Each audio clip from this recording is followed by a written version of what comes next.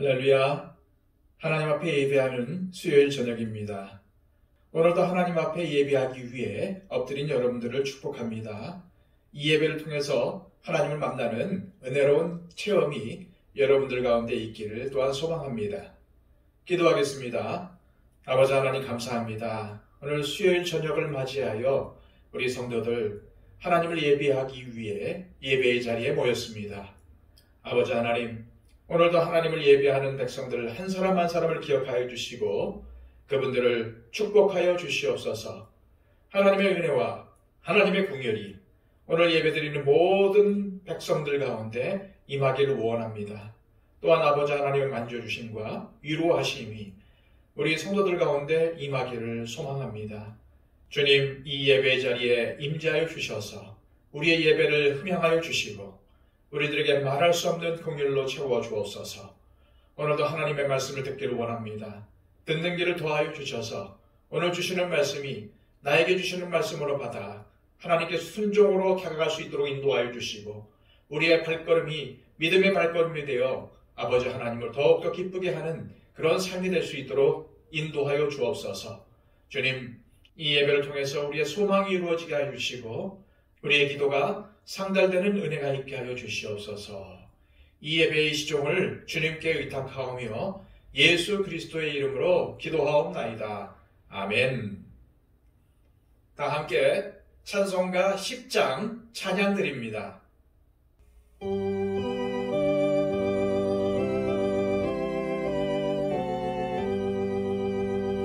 전능왕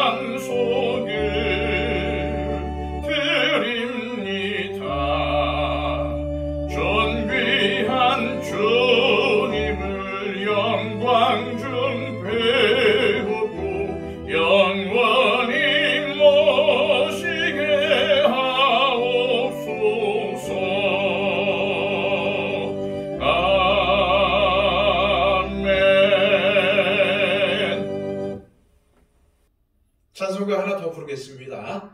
찬송가 147장입니다.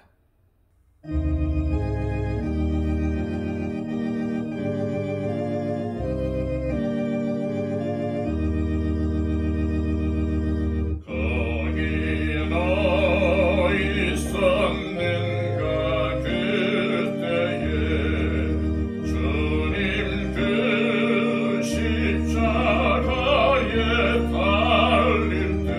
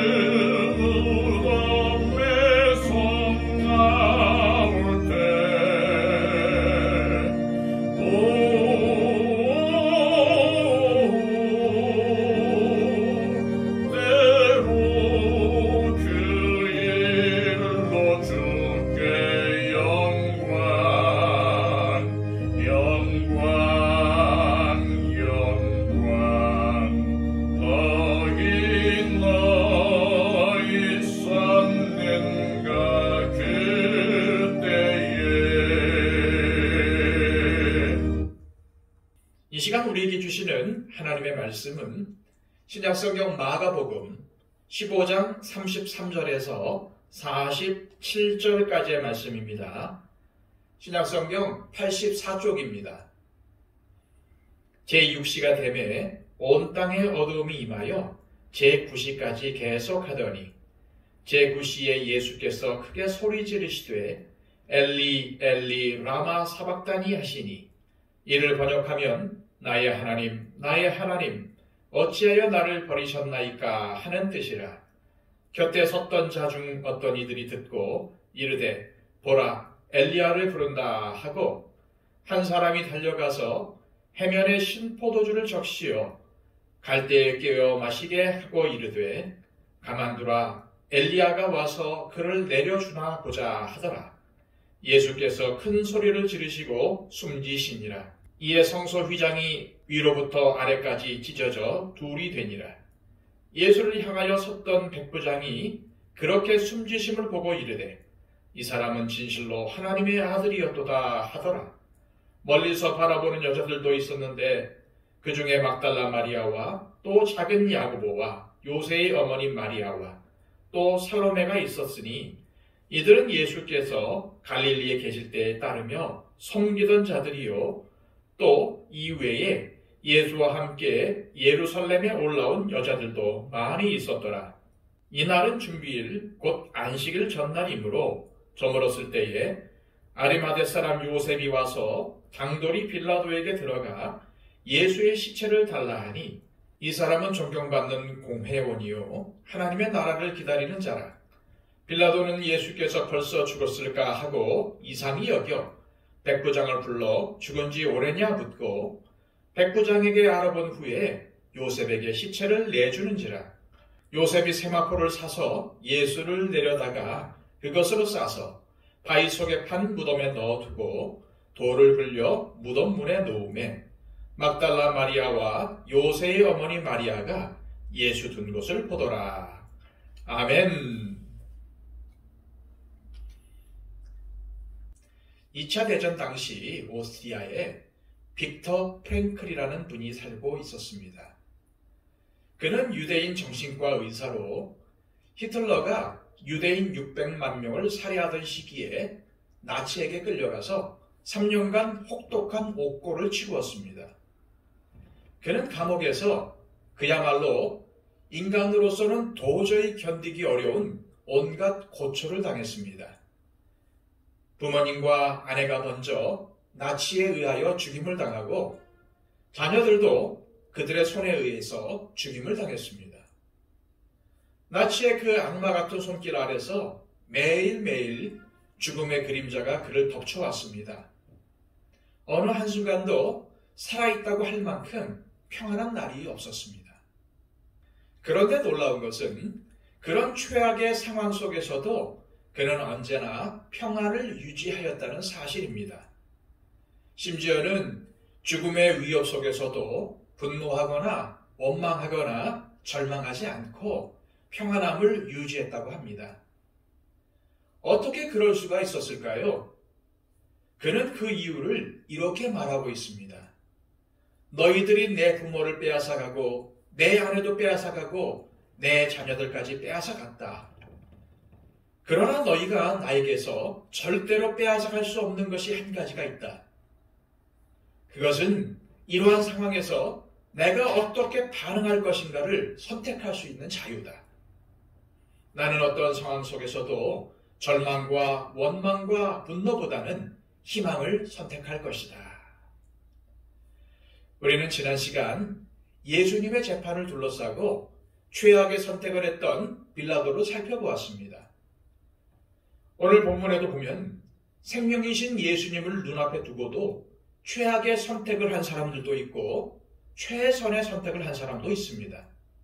예수님은 오전 9시경에 십자가에 달리셨는데 십자가 위에 달리신 지 3시간 만에 이상한 일이 벌어졌습니다.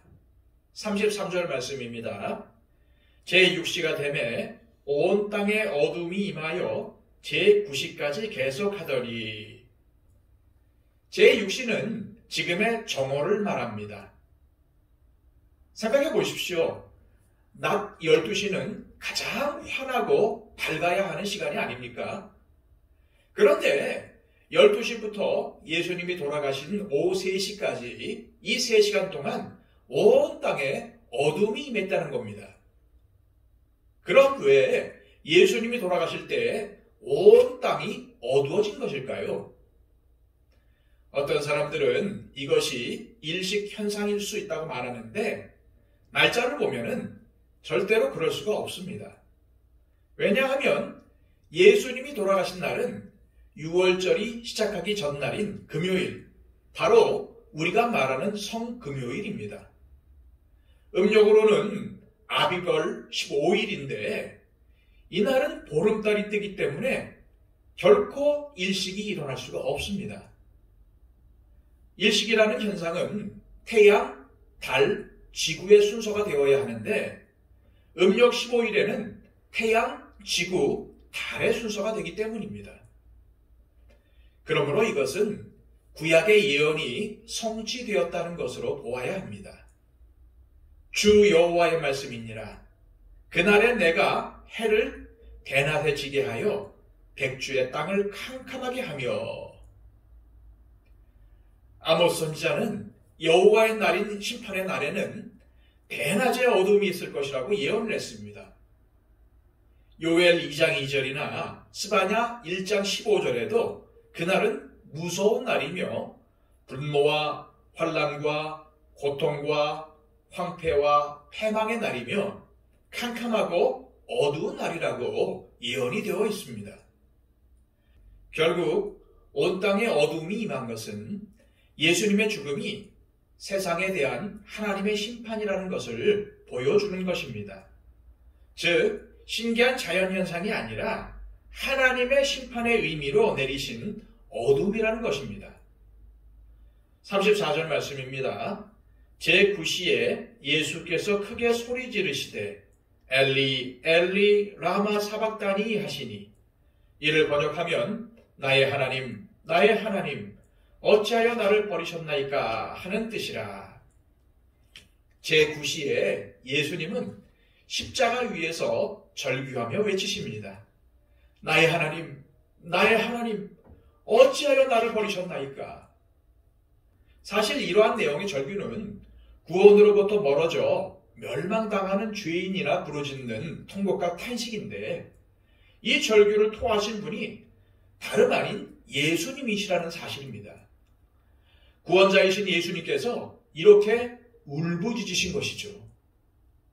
그렇다면 예수님의 이 절규는 하나님에 대한 원망인 걸까요? 그렇지 않습니다. 예수님의 이 마지막 절규는 하나님에 대한 원망도 아니고 절망의 부르짖음도 아닙니다. 그럼 무엇입니까?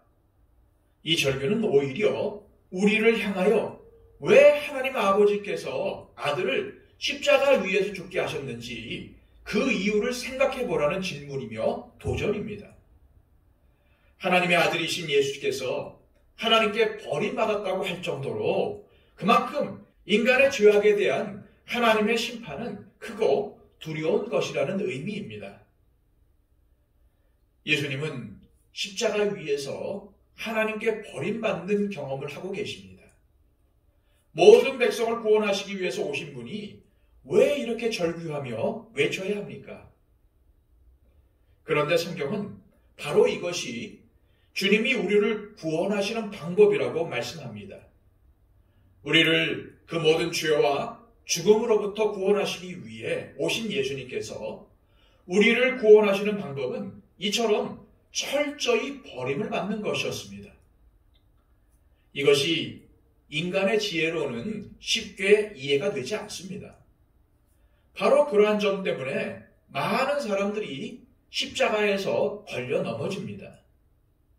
그러나 하나님의 아들이신 예수님이 이렇게 외치시는 것을 통해서 우리는 죄가 얼마나 무서운 것인지를 깨달아야만 합니다. 예수님의 이러한 부르짖음은 그냥 갑자기 괴로워서 토해낸 말씀이 아닙니다. 이것은 시편 22편 1절을 인용한 것입니다. 즉 예수님은 죽음을 넘나드는 그 엄청난 고통 속에서도 성경 말씀이 그 입술에서 흘러나왔다는 사실입니다. 예수님은 이 땅에 사시면서 진정으로 하나님 말씀 안에서 사셨습니다. 하나님의 아들이신 예수님이 이 땅에 오신 것은 오로지 하나님의 말씀을 이루려는 열망 때문이었습니다. 하나님의 말씀에 대한 열정 때문에 예수님은 모세오경뿐만 아니라 선지자들의 글, 또 가장 늦게 편집된 시편의 글들까지 다 암송하고 계셨던 것입니다. 우리는 하나님의 말씀을 어떻게 대하고 있습니까? 하나님의 말씀을 지키며 살아가는 것이 우리의 삶의 특징이 되고 있습니까? 고난당할 때에 우리 주님처럼 말씀과 하나 되려는 영적인 성숙함이 우리에게는 있습니까?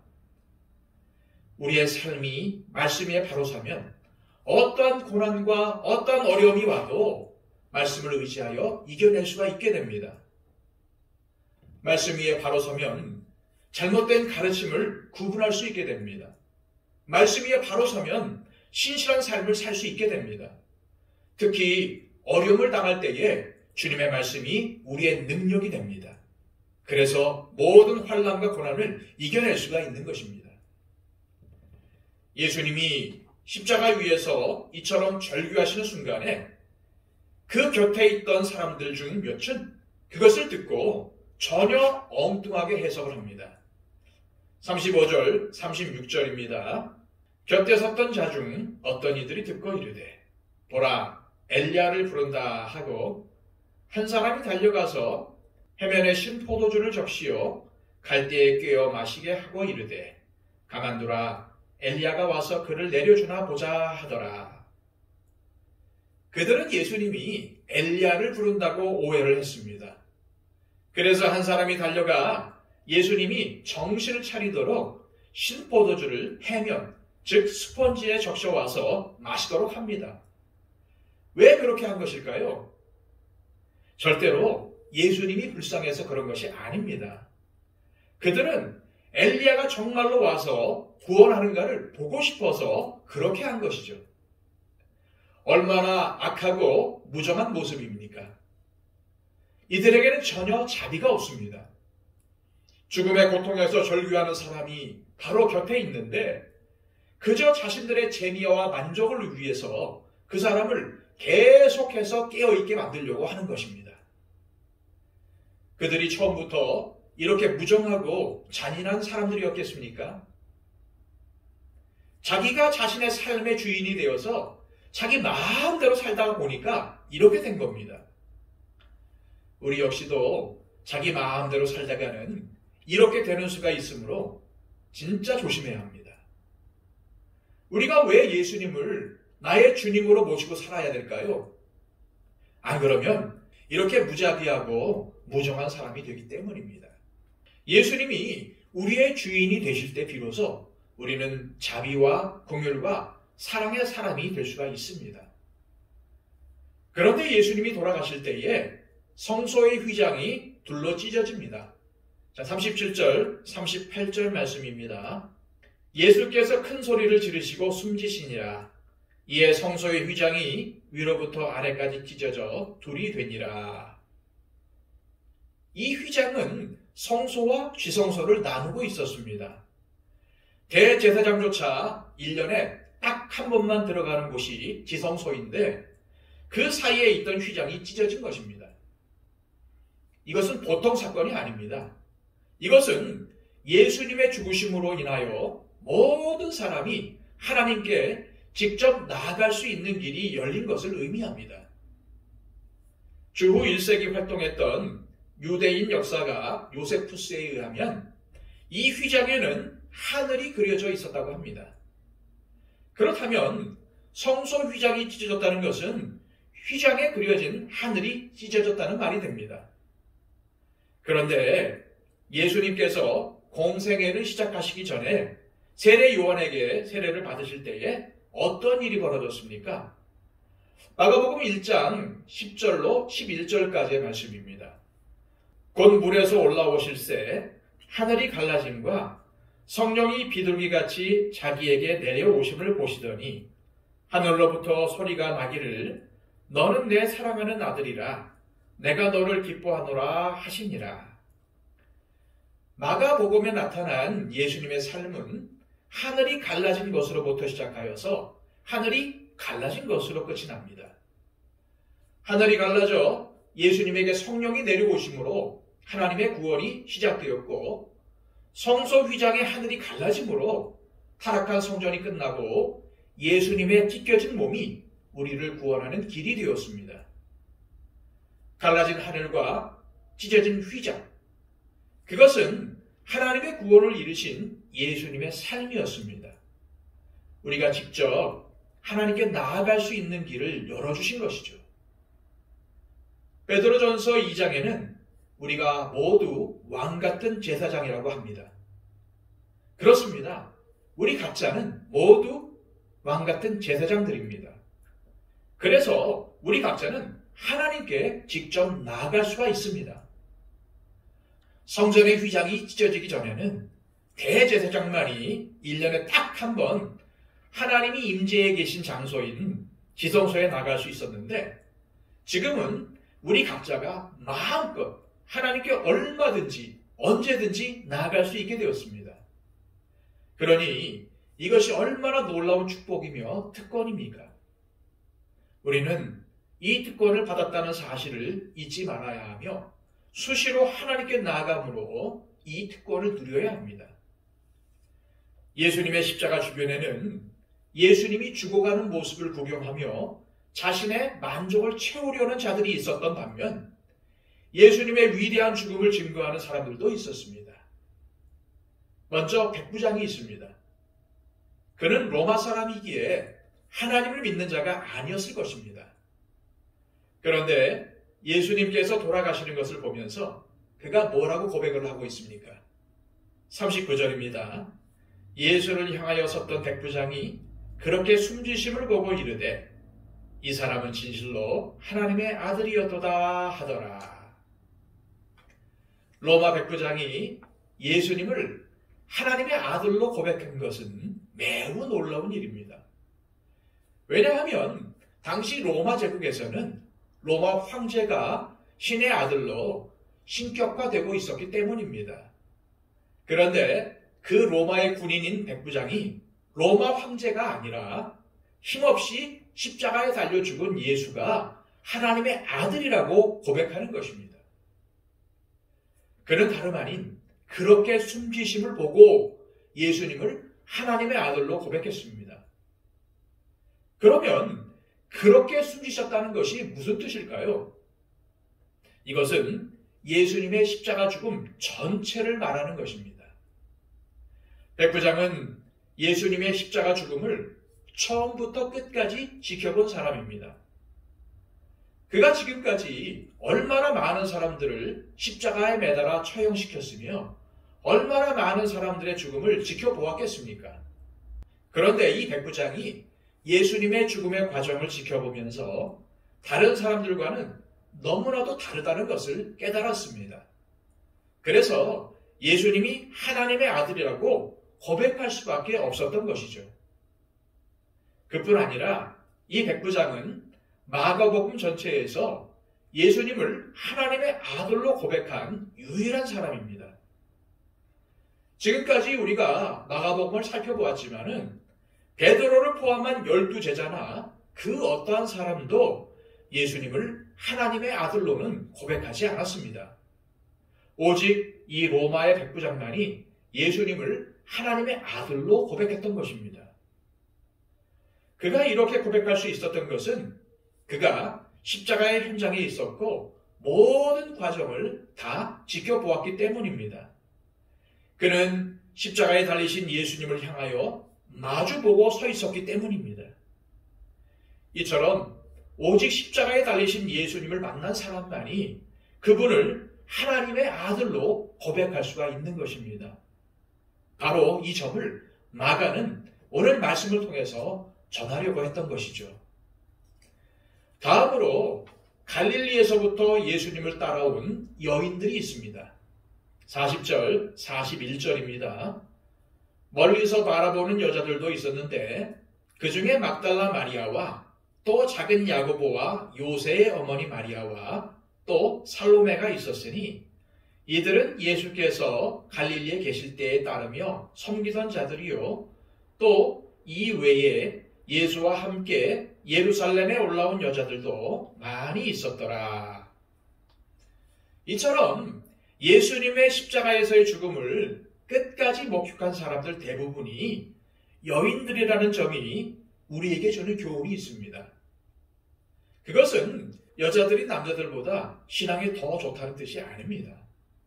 그 당시 억눌리고 숫자를 셀 때에 숫자에 들어가지도 못하던 여자들, 남성 중심 사회 속에서 소외당하며 살던 그들이 예수님을 끝까지 심지어 죽음의 자리까지 따라갔다는 것입니다. 말로는 늘 정의를 외치고 가난한 사람들을 위할 것 같았던 가룟 유다는 어떻게 되었습니까? 예수님을 배신하고 결국 목매어 자살을 했습니다. 그렇게 주님을 가까이에서 따랐던 베드로는 예수님을 3번씩이나 부인했습니다. 나머지 제자들도 다 도망친 상태였습니다. 오직 요한만이 그 근처에 예수님의 어머니 마리아와 함께 있었습니다. 그런데 제자들과 따르던 무리들이 다 사라진 그 자리를 이 여인들이 지키고 있었던 것입니다. 이것을 보면 신앙생활에는 말을 많이 하거나 일을 많이 하는 것이 중요한 것이 아니라는 것을 알 수 있습니다. 집안이나 출신 배경이 중요한 것도 아닙니다. 모태신앙이 중요한 게 아닙니다. 외적인 요소가 믿음을 결정하는 것이 아니라는 말씀입니다. 마음의 중심이 중요합니다. 평소에 말을 많이 하지 않아도 좋습니다. 평소에 인정을 별로 받지 못하더라도 좋습니다. 우리들에게 필요한 것은 끝까지 주님을 따를 수 있는 용기입니다. 비록 그것이 죽음의 자리일지라도 그곳에 가면 손해를 보거나 수치를 당하는 한이 있더라도 끝까지 주님을 따르는 결단과 헌신이 우리에게 필요합니다. 그런데 이것은 주님에 대한 사랑으로만 가능합니다. 이 여인들은 힘도 없고 인정도 못 받았습니다. 그러나 그들에게는 사랑이 있었습니다. 주님을 진정으로 사랑하는 마음이 있었습니다. 이처럼 주님에 대한 사랑은 결정적인 순간에 어려움이 닥칠 때에 나타납니다. 이 여인들처럼 저와 여러분도 언젠가 분명히 주님에 대한 사랑을 보여야 할 때가 올 것입니다. 이제 또 한 사람, 아리마대 요셉이 있습니다. 43절입니다. 아리마대 사람 요셉이 와서 강돌이 빌라도에게 들어가 예수의 시체를 달라 하니 이 사람은 존경받는 공회원이요 하나님의 나라를 기다리는 자라. 마가복음은 아리마대 요셉이 존경받는 공회원이며 하나님의 나라를 기다리는 사람으로 그리고 있습니다. 다른 복음서에 의하면 아리마대 요셉은 선하고 의로운 자이며 부자이고 유대인들이 예수님에게 사형 선고를 내리는 결정에 참여하지 않았습니다. 한편 그는 그동안 유대인들이 두려워서 자신이 예수님을 믿는 사람이라는 것을 드러내지 못했습니다. 그러나 이제는 더 이상 기다리고만 있을 수 없다는 뜻, 당당하게 빌라도에게 가서 예수님의 시체를 요구합니다. 이제는 더 이상 다른 사람들의 눈치를 보지 않겠다는 뜻입니다. 비록 공회에서 축출당하는 환이 있더라도 진리의 편에 서겠다는 단호한 마음을 보여준 것이죠. 이때는 종교 지도자들이 예수님을 막 잡아 죽인 때입니다. 그렇다면 이 요셉도 예수님과 한 통속이라고 몰려 어떠한 고난을 당할지도 모르는 그러한 상황이었습니다. 그런데도 그는 담대하게 행동합니다. 더 이상은 비굴하게 숨어 있을 수 없다는 의지의 표현이며 죽음도 각오한 것입니다. 제자들은 모두 자기의 목숨을 지키겠다고 예수님을 버렸고 요한을 제외하고는 십자가 현장에 나타나지도 않았습니다. 그러나 아리마대 요셉은 십자가 현장까지 갔습니다. 예수님은 자기를 부인하고 자기 십자가를 지고 주님을 따르는 사람이 참된 제자라고 하셨습니다. 그렇다면 이 요셉이야말로 예수님의 진정한 제자라고 할 수 있을 것입니다. 저와 여러분들에게도 바로 이러한 용기가 필요합니다. 일이 잘 되고 잘 풀릴 때만 예수님을 믿는 것이 아니라 비록 일이 잘 안 되더라도 이상하게 꼬이더라도 예수님을 믿는다고 하면 손해를 볼 상황이더라도 이 아리마대 요셉처럼 우리의 믿음을 나타내야 합니다. 1%의 행운이라는 책에 이러한 내용이 나옵니다. 삶이란 인생 앞에 어떤 일이 생기느냐에 따라 결정되는 것이 아니라 우리가 그 일 앞에서 어떠한 태도를 취하느냐에 따라 결정되는 것이다. 흔히 운명론을 말하지만 사실 그 운명도 자신이 만드는 것이다. 어떠한 일이 인생에 주어지느냐가 운명이 아니라 그것을 어떻게 대처하고 해결하느냐에 따라 인생이 달라지는 것이다. 주어진 문제들을 지혜로 용기로 이겨낸다면 보다 환한 삶이 열릴 것이다. 우리의 삶은 수많은 선택과 포기의 연속입니다. 우리의 결정과 선택에 따라서 천차만별의 결과를 얻게 되지요. 지금 나의 모습은 결국 나의 선택의 결과입니다. 지금 우리는 어떠한 상황 속에 있습니까? 그 상황이 어떠한 상황이든 관계없이 우리에게는 주님을 따르기로 선택하는 용기가 필요합니다. 우리의 인생에는 주님이 아니라 다른 것을 선택하라고 강요하는 순간들이 끊임없이 찾아올 것입니다. 한번 좋은 선택을 했더라도 그 다음 순간 어김없이 찾아오는 선택의 순간에 잘못된 결정을 내리면 인생은 무너질 수밖에 없습니다. 그러므로 우리는 용기를 내어 바른 선택을 해야 합니다. 주님의 길을 선택해야 합니다. 그렇게 용기 있는 선택을 할 수 있는 비결이 있습니다. 그것은 바로 주님에 대한 사랑입니다. 용기 있는 결단과 올바른 선택과 헌신은 결국 주님을 얼마나 사랑하느냐에서 나옵니다. 어떤 어려운 순간이 와도 주님을 사랑하기 때문에 용기 있게 결정을 할 수 있고 바른 선택을 할 수가 있는 것입니다. 그렇다면 나는 얼마나 주님을 사랑하고 있습니까? 우리를 살리시기 위해 아낌없이 자신의 생명을 내어주신 분이 바로 우리 예수님이십니다. 그렇다면 우리도 마음과 목숨과 뜻과 힘을 다해 예수님을 사랑해야 하지 않을까요? 기도하겠습니다. 하나님 아버지, 오늘 예수님의 십자가 앞에 묵묵히 엎드립니다. 고개를 숙입니다. 주님의 십자가 앞에서 어떠한 말도 할 수 없습니다. 어떠한 자기 주장도 내세울 수 없습니다. 어떠한 의도 필요 없습니다. 주님이 나의 주님이시고 나를 구원해 주신 분이시며 나를 살리신 분이시라는 것을 이 작은 입술로 고백할 수밖에 없습니다. 주님은 우리를 위해 그렇게 모진 고통을 당하셨고 또 그럼에도 불구하고 침묵하셨고 하나님으로부터 버림받는 경험을 하셔야만 했습니다. 주님, 감사합니다. 그로 말미암아 우리가 살았고 그로 말미암아 우리가 구원을 얻었습니다. 이 주님을 기억하며 나도 매 순간순간 주님을 사랑하게 하여 주옵소서. 내 마음의 중심에 주님에 대한 사랑이 싹트게 하여 주시고 넘치게 하여 주옵소서. 예수 그리스도의 이름으로 기도하옵나이다. 아멘.